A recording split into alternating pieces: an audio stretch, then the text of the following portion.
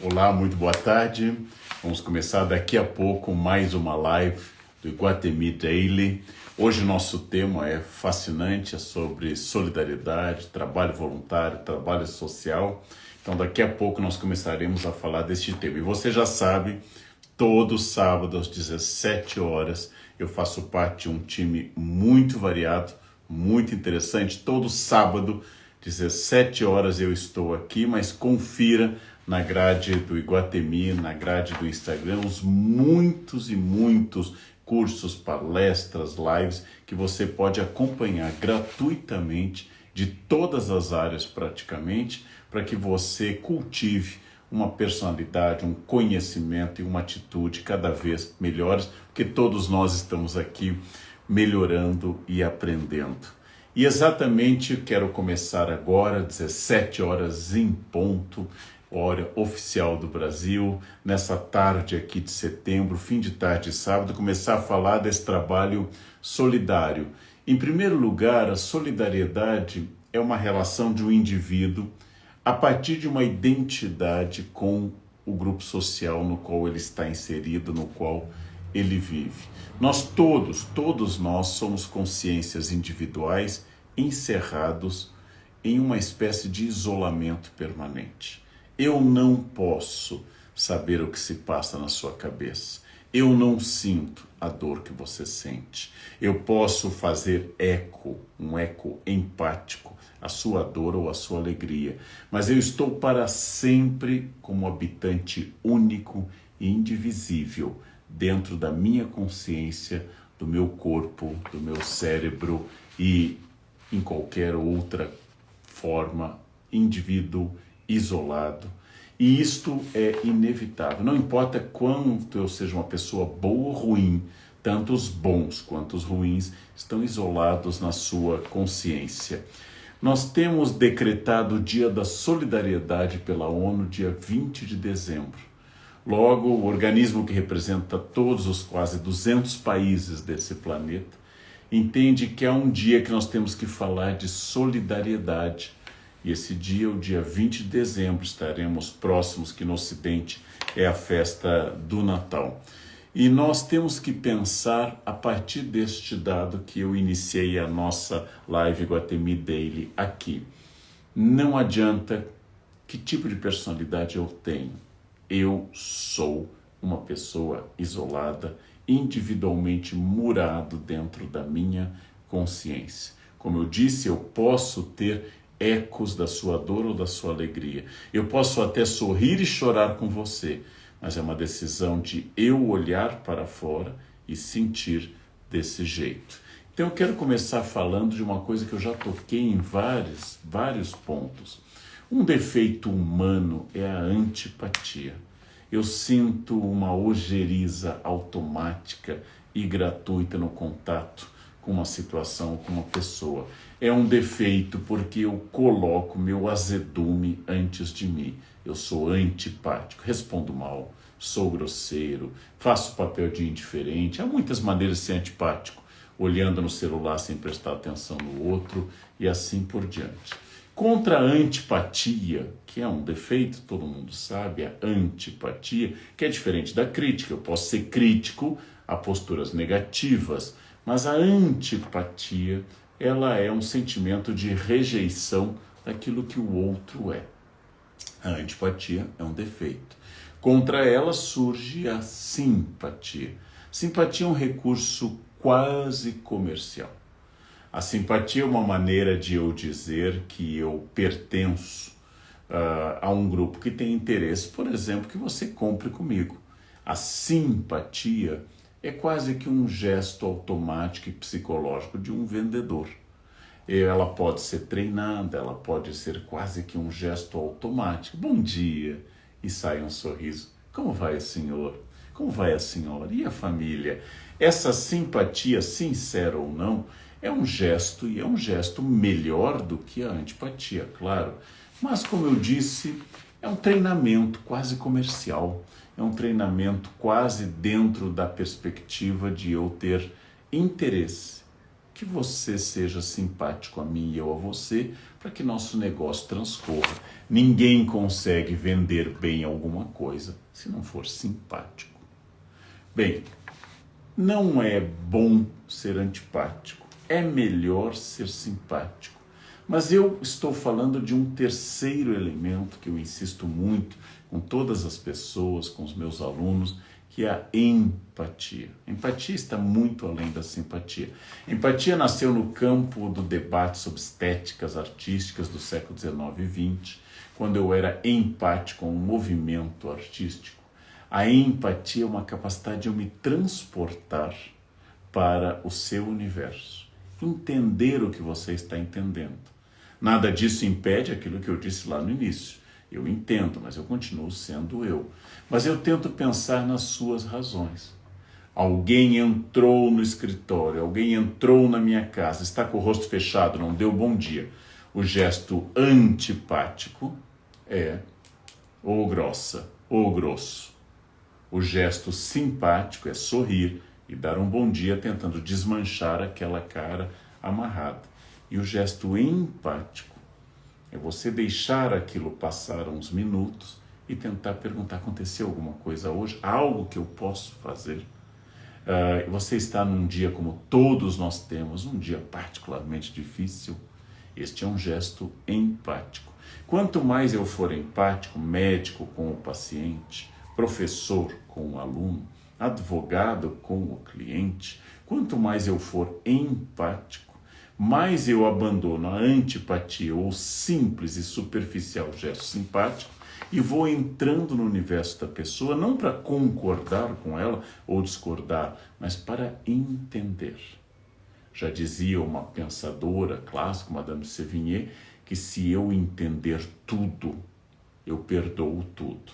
É até um risco isso, mas se eu entender tudo, eu perdoo tudo, porque eu vou entender que cada pessoa tem uma resposta e que quanto mais empático eu for, mais ela diminui em mim a raiva imediata ou diminui em mim a reação negativa imediata. Eu tenho que entender mais. Não sei se a gente consegue entender tudo, mas entender mais. E isso é um gesto muito importante, um gesto empático muito, muito significativo, que cresceu bastante nos últimos anos. Ele existe no planeta inteiro, em várias religiões, em sociedades civis. É o trabalho voluntário. O trabalho voluntário não é exclusivo de uma área, nem de um período nenhuma de religião. Em qualquer templo Sikh, o Sikhismo é uma religião muito forte na Índia, no Punjab. O Sikhismo, por exemplo, serve comidas gratuitas para milhares de pessoas, pobres ou não, em todos os templos Sikh. Milhares e milhares de instituições judaicas, islâmicas e cristãs estão também em torno dessa ideia que eu descrevi no Sikhismo. Trabalho voluntário, são as senhoras que limpam a igreja cristã, são as voluntárias que trabalham para uma instituição judaica, são os voluntários que trabalham, por exemplo, em alguma instituição islâmica e prestam um trabalho voluntário. Pode ter base religiosa ou pode ser que não tenha base religiosa, pode ser um trabalho civil, mas o trabalho voluntário, ele é uma transformação na vida do indivíduo.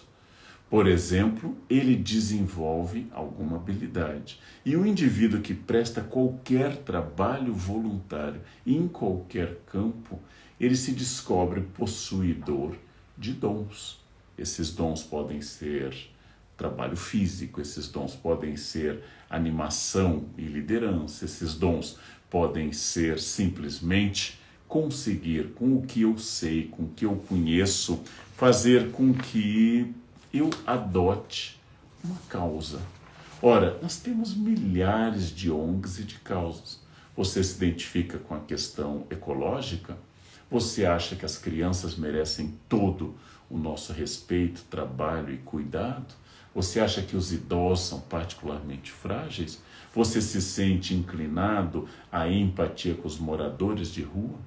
Você pensa, não, são os imigrantes recém-chegados ao Brasil em situação de risco e de extremo desafio econômico que merecem alguma ajuda, alguma simpatia? Não, diz outro, a educação pública merece a nossa atenção. Outro vai dizer, eu prefiro o trabalho de melhorar a cidade, por exemplo, plantando árvores, cuidando de espaços públicos. Alguém vai dizer, eu gostaria de ir ao SEASA, recolher o que sobra, tentar distribuir para uma instituição. Eu conheço uma amiga que pega das floriculturas dos grandes casamentos no sábado, domingo ela transforma aquilo em arranjos redefinidos dos grandes casamentos com muitas flores, transforma em arranjos e levam para asilos, orfanatos, escolas, que não têm condições de comprar flores e animam muito o ambiente. Há pessoas que dão simplesmente dinheiro, também é uma ajuda. Há pessoas que dão tempo. Há pessoas que dão trabalho, há pessoas que trabalham voluntariamente em hospitais. Há pessoas que pegam sua função profissional. Meu amigo Drauzio Varela é médico, então solidariamente faz um trabalho há décadas em presídios, totalmente gratuito. Eu próprio faço em várias instituições trabalhos voluntários com palestras, com doação de recursos. Hoje à noite mesmo, hoje sábado, farei uma palestra para os refugiados de São Paulo, junto com a cantora Maria Rita, para que se reúnam fundos para esses refugiados em São Paulo. Existem milhares de instituições religiosas e civis, ONGs, causas as mais variadas, de cuidados culturais em museus e centros culturais de bairros, a jardinagem voluntária, a inspeção de lugares que você possa oferecer o seu trabalho. Não é possível que você não tenha uma causa que lhe toque um pouco. Das bibliotecas públicas aos presídios, dos hospitais aos orfanatos, das instituições que mantêm templos religiosos, até ler para pessoas hospitalizadas ou que têm dificuldades de visão, aqueles grupos que reúnem cestas básicas e distribuem em comunidades carentes. Não existe uma causa que não lhe toque, porque existem todas as causas e você precisa examinar uma causa que seja de fato importante para a sua percepção. Como eu disse, há muitas, eu acredito em algumas e vou prestar como presto serviço para algumas. Encontrou uma causa? Qual é a vantagem de trabalhar para uma causa? Você desenvolve, é claro, habilidades, eu já disse isso antes, mas desenvolve uma coisa que é inevitável desenvolver, é quase que uma consequência necessária. Você desenvolve bem-estar. Você, se não presta serviço voluntário, não imagina, talvez, o imenso benefício do serviço voluntário. Você sai bem. Você sai bem de uma tarde, de um dia, seja o tempo que você pode ou quer dedicar, você sai muito bem desse serviço voluntário. É uma das coisas mais inexplicáveis e bonitas da espécie humana, que dando nossa atenção, afeto, tempo ou dinheiro a alguém que está em situação mais difícil do que a nossa, o que nós temos é voltar com mais coisas, mais benefícios. É uma das grandes questões que quanto mais eu dou para instituições, ONGs confiáveis e da minha confiança, mais eu me sinto bem. O amor é uma coisa inesgotável e muito bonita. Você naturalmente com isso vai fazer networking. Uma das relações mais sólidas, ou as relações mais sólidas que eu tenho de amizade de trabalho, vem de networking, de serviço voluntário. Você estabelece uma rede que reforça seus laços afetivos e até profissionais. Você conta com a confiança de um outro colega, também como você, professor, médico, dona de casa, e você já sabe, se ele é capaz de fazer serviço voluntário, ele é mais confiável do que a média, você pode se aproximar. Muita gente nas cidades reclama de tédio. Tédio, estou aqui olhando essa série, hoje, sábado, o tédio se vai no trabalho voluntário. O trabalho voluntário tem uma capacidade muito grande, muito interessante, de fazer você sair da obsessão dos seus problemas, doar-se, doar seu tempo, seu dinheiro, sua força de trabalho, seu conhecimento, e ao voltar você percebe que o tédio se foi, seu bem-estar aumentou muito, mas houve uma coisa que eu acho mais interessante, você se conheceu melhor. Uma vizinha nossa no Rio Grande do Sul, vizinha de tantos anos, que a considerávamos tia por proximidade afetiva, nesse gesto tão brasileiro de chamar de tia quem não é, mas por identidade e afeto, passou pela desgraça profunda, devastadora, de perder a filha adulta. E ela ficou, óbvio, devastada, mãe zelosa, viu a filha definhar com um mal gravíssimo e viu a filha falecer. Tragédia quase indescritível. Eu a visitei várias vezes e em determinado momento, há muitos anos, eu disse: por que a senhora não vai trabalhar em uma creche? A senhora agora tem mais tempo e vai ver a dor das crianças, não que perderam uma filha ou uma mãe, como é o seu caso, mas que nunca tiveram. Pessoas que não têm nada a perder porque nunca tiveram. Crianças cheias de força, de energia, com dores e carências enormes.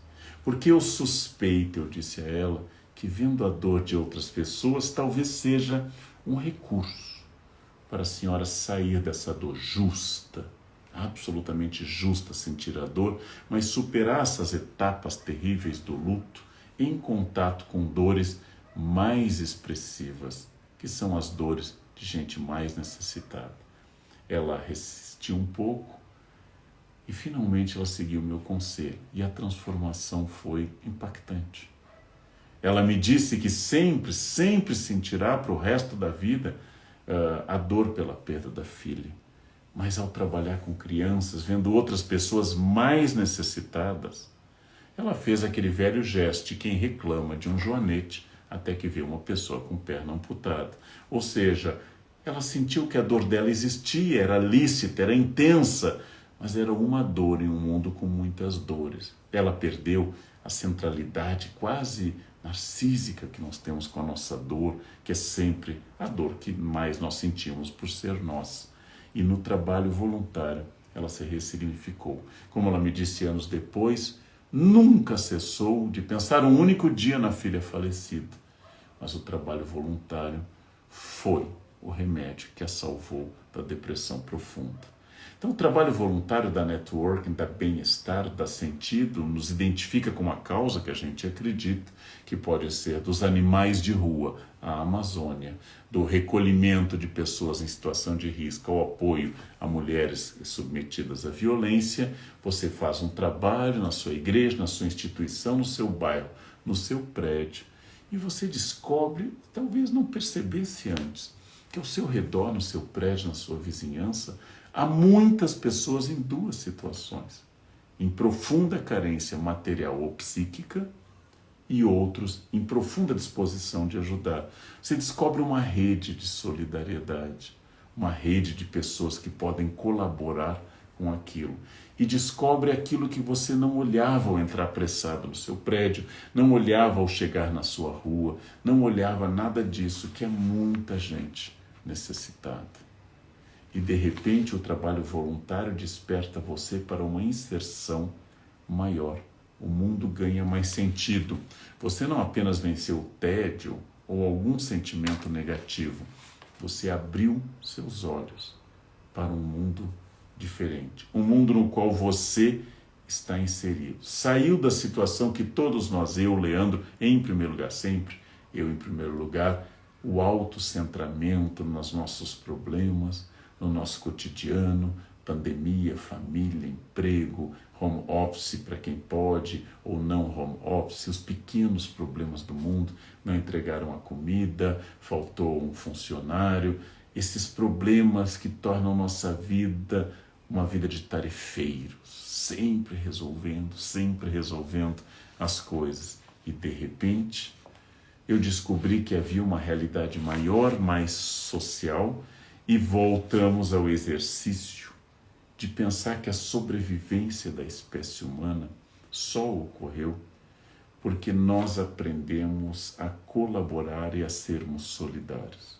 Há 70 mil anos, quando a gente data a famosa revolução cognitiva, analisada por grandes antropólogos recentemente, pelo historiador israelense Yuval Harari, nós descobrimos que a capacidade de contar histórias em grupo e perceber pessoas em grupo tornou aquele ser, aquele mamífero de pele frágil, sem garras e dentes poderosos, sem uma capacidade enorme de enfrentar o frio se não tiver cobertura, tornou aquele mamífero frágil forte, graças à capacidade de existir, dialogar, contar histórias em grupo. Então, essa capacidade que a gente chama de revolução cognitiva, os homens passam a compartilhar valores sociais e disso vai nascer a história propriamente dita. Essa capacidade, essa revolução cognitiva se torna algo muito, muito importante, muito, muito interessante, porque a partir disso eu me percebo inserido em uma ordem maior. Para quem tem fé, pode ser uma ordem religiosa. Servir é a solução, porque pegando um exemplo dos cristãos, Deus é amor, Deus caritas est, na definição de João.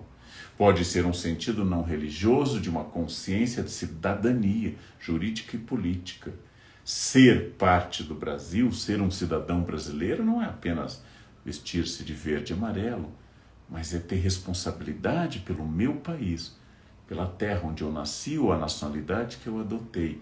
É sentir-se integrado, não tão solitário, especialmente nas grandes cidades, onde a abundância de pessoas, aqui em São Paulo, onde eu estou, 12 milhões de seres humanos, pode andar ao lado das piores formas de solidão que a espécie humana já conheceu, que é a solidão urbana, muito mais grave do que no campo ou nas pequenas cidades.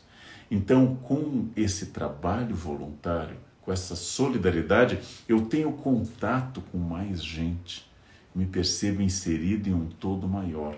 Eu diria, pela minha experiência, que é quase viciante, no sentido positivo de um vício, em que você quase que sente falta daqueles dias ou daquele processo de ajudar outras pessoas.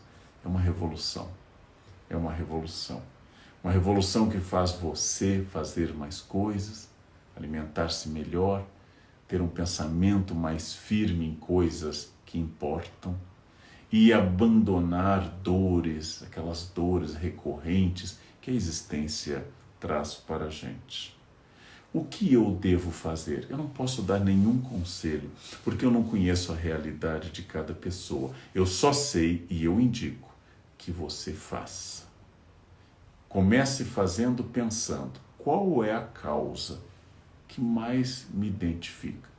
Tenho uma inclinação pelos animais de rua, eu tenho inclinação por crianças, por idosos, acho que os soropositivos daqui e dali merecem mais atenção, penso que aquele lugar que acolhe órfãos é interessante, percebo que a igreja que eu frequento, a sinagoga ou a mesquita estão abandonados, o centro espírita que eu faço está precisando de, por exemplo, alguém que leve café.